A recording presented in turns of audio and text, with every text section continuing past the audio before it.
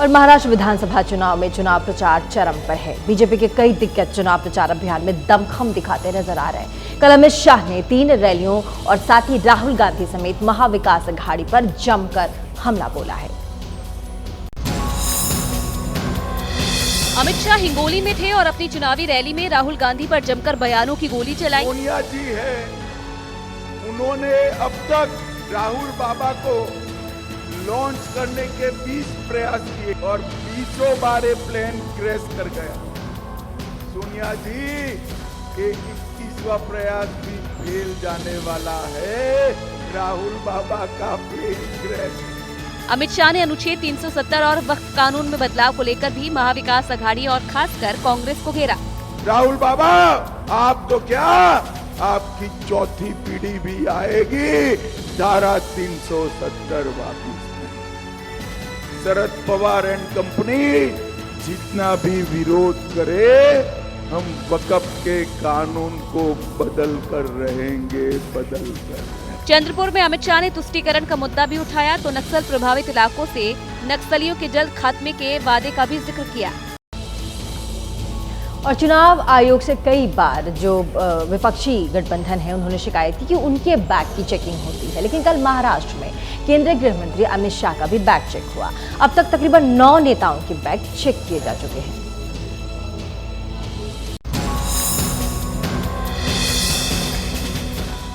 महाराष्ट्र चुनाव में बयानबाजी के कुछ और सुर्खियों में है तो वो है नेताओं की गाड़ियां और हेलीकॉप्टर की चेकिंग। इसे लेकर सियासत जोरों पर है। इसी कड़ी में केंद्रीय गृह मंत्री अमित शाह के हेलीकॉप्टर की भी चेकिंग हुई। चुनाव अधिकारियों ने महाराष्ट्र के हिंगोली में अमित शाह के बैग की जांच की और उसमें रखे एक सामान को चेक किया। खास बात यह है कि इस वीडियो की जानकारी खुद गृह मंत्री अमित शाह ने दी। उन्होंने सोशल मीडिया पोस्ट करके कहा कि महाराष्ट्र के हिंगोली विधानसभा में चुनाव प्रचार के दौरान चुनाव आयोग के अधिकारियों ने मेरे हेलीकॉप्टर की जांच की। बीजेपी निष्पक्ष चुनाव और स्वस्थ चुनाव प्रणाली में विश्वास रखती है और माननीय चुनाव आयोग द्वारा बनाए गए सभी नियमों का पालन करती है, लेकिन एमवीए से जुड़े नेता लगातार ऐसी जांच को लेकर पीएम मोदी और गृह मंत्री समेत बीजेपी के नेताओं पर जमकर हमला बोल रहे हैं। उद्धव ठाकरे, नाना पटोले, डिप्टी सीएम फडणवीस समेत अब तक करीब 9 बड़े नेताओं की इस तरह की जांच हो चुकी है।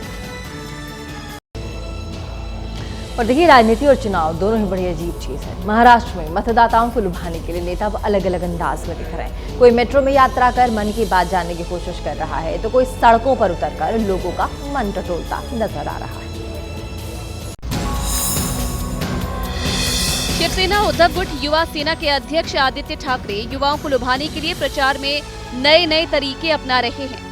वर्ली सीट से उम्मीदवार आदित्य ठाकरे रैली पूरी करने के बाद मुंबई मेट्रो से यात्रा की। इस दौरान मुंबई करों से चुनाव को लेकर चर्चा भी उन्होंने की।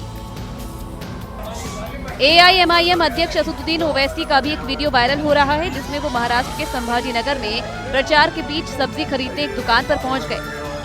ओवैसी आम खरीदार की तरह दुकानदार से सब्जियों के रेट पूछते हैं, फिर बाद में लाडली बहना योजना पर बात करते हैं, फिर सरकार पर हमला बोलते हैं। 7 चीजा लिए तो 500 रुपए हो जा रहे, और 1500 रुपए देके बोला लाडली बहन, लाडली बहन।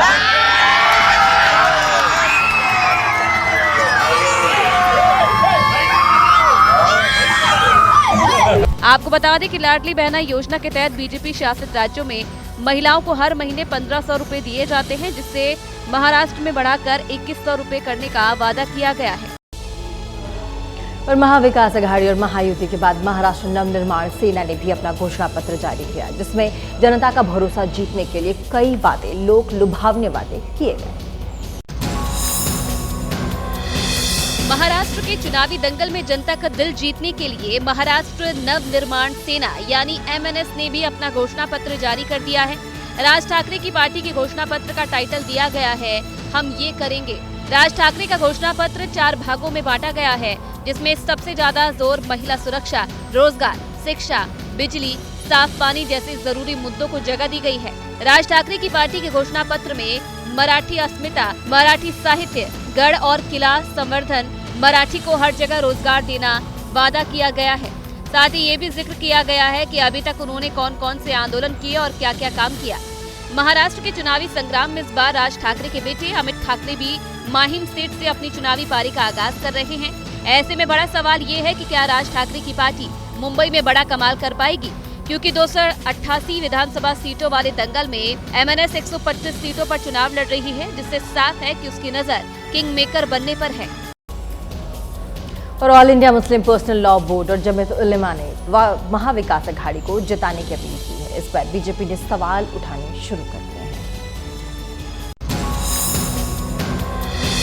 All India Muslim personal law board के सज्जाद नोमानी ने वीडियो जारी किया, जिसमें एमबीए को जिताने की अपील की गई। ये कैसा वोट जिहाद है जिसके सिपहसालार हैं शरद पवार, जिसके अजीम सिपाहियों में हैं उद्धव ठाकरे, राहुल गांधी, नानाजी पटोले।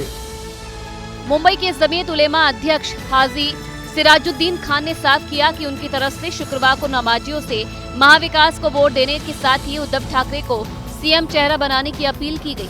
ये अपील जमीयत उलेमा की तरफ से तमाम मस्जिदों में की गई। All India personal law board और जमीयत उलेमा की अपील के बाद सियासी माहौल गर्मा गया है। बीजेपी के आईटी सेल के अध्यक्ष अमित मालवीय ने सोशल मीडिया पर पोस्ट करके कई सवाल उठाए।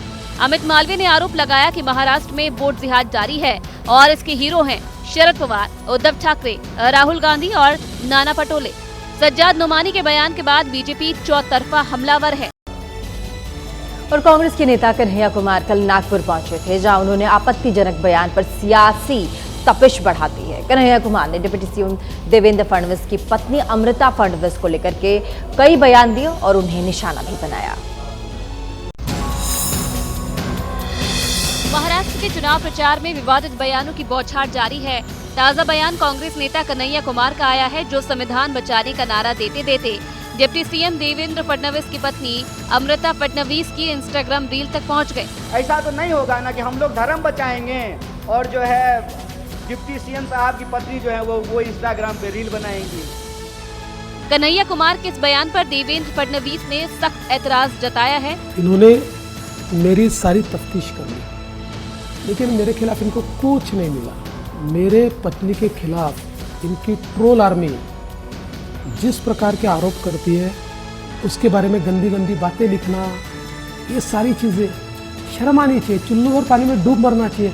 इधर कन्हैया कुमार के बयान पर गिरती दिख रही कांग्रेस आक्रमण के मूड में नजर आ रही है। हम जरा सा एक लाइन बोल दें कि रील बनाने में व्यस्त हैं तो बोले डेरोगेटरी हो गया जी, अपमान हो गया, छुई मुई हो, और छुई मुई हो तो राजनीति में क्या कर रहे हो।